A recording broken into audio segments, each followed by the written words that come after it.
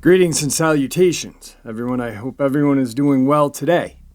Today I have some documented proof or documented accounts of real battles with Dogman / Sasquatch. And let me tell you, they're pretty interesting. Before we get into it, though, a couple links. As you know, I rely on my Patreon, my PayPal, and my merch store to help the channel to continue to grow and go. Those links are in the description below. Also, Dogman, Frightening Encounters, Volume 1, 2, and 3, the audiobook version.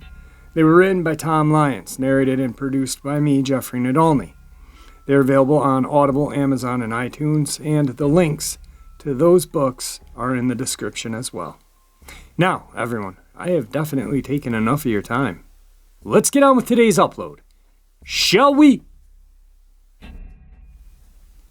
Have you ever heard a story and it's just been repeated so much that you don't look into it yourself? You just pass it along and think, hey, the story hasn't changed in years, so it must be true, right? Advertisers use repetition all of the time, as we do ourselves. One such story comes from Oklahoma in 1855. It's a tale of humans versus Sasquatch, an actual war. The story has everything anybody would want: action, adventure, real names, places, along with saving the day. The story has been modified throughout the years, but the basic facts and characters have remained the same. Hamas Tubey was an unusually large man, even for a Choctaw Indian. His father, Hanley Tubey, stood 2 inches over 8 feet in height and weighed 540 pounds. Hema and his 6 sons stood about a foot shorter than Palumi, or Father Tubey. They were large, exceedingly strong, fierce warriors. Hamas and his sons were point riders for a troop of Choctaw cavalry, known as the Light Horsemen. Many of the Choctaw Nation thought it humorous that such large men riding draft horses refer to themselves as light horsemen. Tubey's men experienced something which none would ever forget. The day's assignment was to flush out some bandits that had been preying upon the local farmers. A 30-man troop would be going into the area, which later in the state of Oklahoma became the McCurtain County Wilderness Area. These bandits had been not only taking large quantities of corn, squash, and beans, but had been taking very young children. This thievery had been taking place across the border in Arkansas as well, in the Indian Territory. The captain of the troop of the Choctaw Cavalry was a man named Joseph LaFleur. Captain LaFleur was a mixed blood, part French, part Choctaw. The men deeply respected him.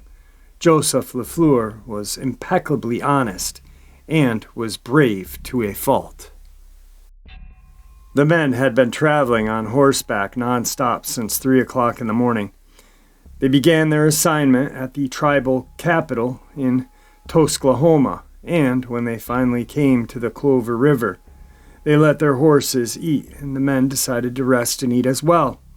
Non-stop riding for 8 hours, having to lead their horses across Little River, and the hot July sun were taking a toll on the men and their mounts. When some time had passed, Captain Josh gave the order, and the men remounted, and they began the last leg of their trip. At around 4:30 in the afternoon, the troop came to the edge of the area which the bandits were supposed to be inhabiting. Captain Joshua signaled with an uplifted hand that the troop should come to a halt. Standing in his stirrups, Captain Josh utilized the ship's eyepiece, a telescope, and promptly turned to his men and gave command for a full-armed charge. The distance between the suspected bandits and the troops was about 500 yards. The Tubey men and Captain Josh were at the front of the charge, and as the 30 men and he neared the thick pine forest where the bandits were, Two things took place at once. The stench of death assaulted both men and horses, and the horses became uncontrollable. The horses were rearing, pitching, and throwing riders. Captain Josh and the 7 Toobie men were the only ones in the troop whose mounts were disciplined enough that they continued to obey their riders and continued to charge in the midst of the bandits. When the 8 men met with the bandits, they were totally unprepared for what greeted them. The clearing behind the initial tree cover was actually large, earthen mound. Strewn about the mound were numerous corpses of human children in various stages of decay. Most of the bandits had fled, but 3 really large, hairy, ape-like creatures remained at the mound. Captain Joshua drew his saber and, with his pistol in hand, saber in the other, charged the huge monsters. The nearest monster killed Captain LaFleur's horse with one blow of its massive hand. The monster never flinched as Captain LaFleur poured bullets from his Patterson Colt revolver into the beast's chest. After emptying the revolver into the monster, Captain Joshua continued to press the attack with his saber. Many times did the saber meet the brute's flesh, and many times did blood spew from the gaping wounds on the beast's body. So quickly did this engagement take place that the Toobie men had barely enough time to take aim at the 3 monsters before one of the beasts flanked the captain and literally tore Captain LaFleur's head off. There was not time for any sort of delay due to shock. The Toobie men opened fire upon the 3-man beasts.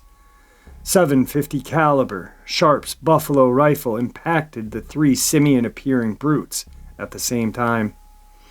From years of routine and practice, all bullets smashed into the 3 monsters' heads. 6 rounds were fired into the heads of 2 monsters, which were the culprits that had killed their beloved captain. Only the youngest Toobie, Robert, had the presence of mind to put a bullet into the head of the 3rd monster. A legend was born that day. Robert Toobie, 18 years of age, all 6 foot 11 inches, 370 pounds of him, chased down a wounded man-beast and finished that beast off with only his hunting knife. By the time the other 6 Toobie men caught up with Robert and the monster, Robert had already decapitated the beast, holding the head aloft with both hands. Robert let out a primal scream which made even the Toobie mounts panic. The light horsemen gathered their mounts and surveyed what was before them. Absolute carnage littered about the clearing. The partially consumed bodies of 19 children lay upon about that mound. The stench of decaying bodies was bad enough, but the overpowering odor of the man-beast's urine and feces was more than the strongest stomach could endure. After retching violently, the men of the troop buried the bodies of the children in 19 small graves, buried their beloved captain, and as a matter of respect, gave him a 21-gun salute. They built a large bonfire, placed the murderous man-beasts upon it, and lit it. As they rode back to Tuskahoma, each man struggled with emotions and thoughts he never before imagined. And that, my friends, is the Bigfoot Human War of Oklahoma, 1855. Today's second part of the upload. In February of 1829, a story broke in the United States newspapers of a bizarre attack by a hairy giant that left several hunters dead and missing in the Okefenokee Swamp. Thousands of alligators prove that prehistoric creatures can thrive in the Okefenokee, but could a hair-covered giant be among them? The Okefenokee, the Great Swamp, is a vast place of wetlands, lakes, prairies, bogs, and islands. It is mysterious and stunningly beautiful. Did a Bigfoot really attack a party of men in the Okefenokee in 1829, or was it a tall tale? The answers to those questions may never be known, but the story is one of many to add to the mystery of that swamp. The tale originated near the south end of Ware County, where the line that divides Georgia from Florida passes through the Okefenokee. In 1829, the first settlers were just pushing into the fringes of the swamp. Surrounded by the stunning beauty of the swamp, they quickly picked up an Indian legend that held a mysterious race of people lived on an island deep in the wilderness. So far as is known, this legend first appeared in print in 1806 in Jedediah Morris's book, Geography Made Easy. In his section on Georgia, Morris repeated a legend that a group of Indian hunters had gone into the swamp and become lost. When they were in desperate condition, a party of the most beautiful women they had ever seen came to their rescue. They, being lost in the swamps and bogs and on the point of perishing, were unexpectedly revived by the company of beautiful women, whom they called Daughters of the Sun, who kindly gave them such provisions as they had with them, consisting of fruit and corn cakes. The tale, as repeated by Morris, continued with the women warning the hunters to flee as fast as possible to their own country, because their husbands were fierce men and cruel to strangers. These men of the swamp were said by the Creek Indians to be a gigantic stature and both cruel and warlike.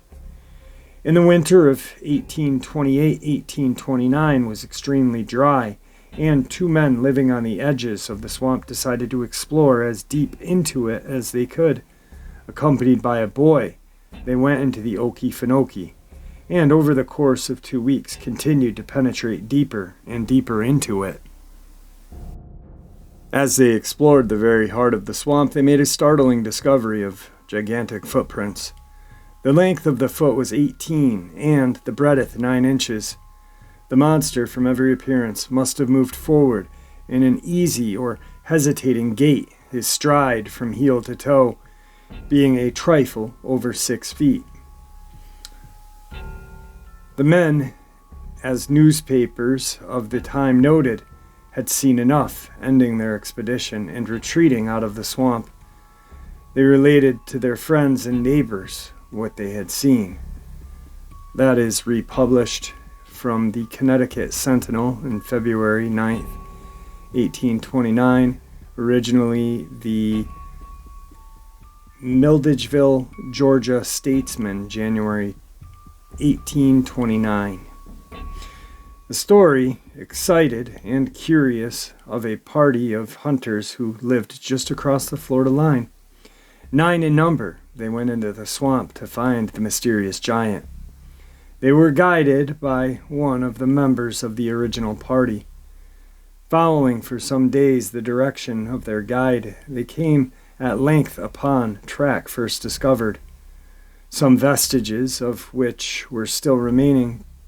Pursuing these traces several days longer, they came to a halt on a little embankment and determined to pitch their camp and refresh themselves for the day.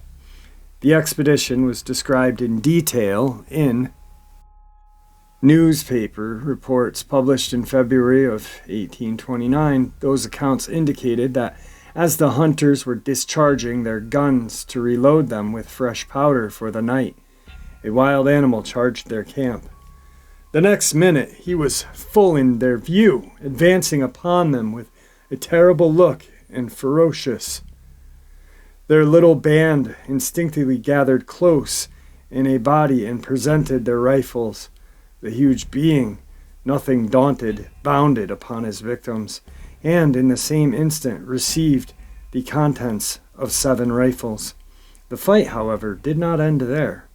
He did not fall alone, nor until he had gulled his wrath with the death of 5 of them, which he effected by wrangling the head from their body, writhing and exhausted at the length he fell, with his hapless prey beneath his grasp.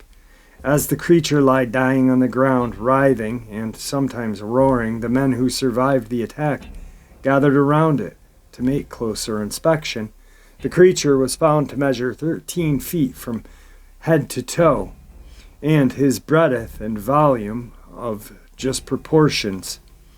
Immediately fearful, that the dying monster's cries may attract others of its kind. The hunters fled the swamp. The men who died in that battle with the creature were left lying where they had fallen.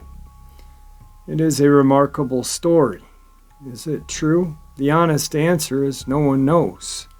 A newspaper correspondent who reported it wrote that people living in Ware County on the margins of the Okefenokee Swamp clearly believe it.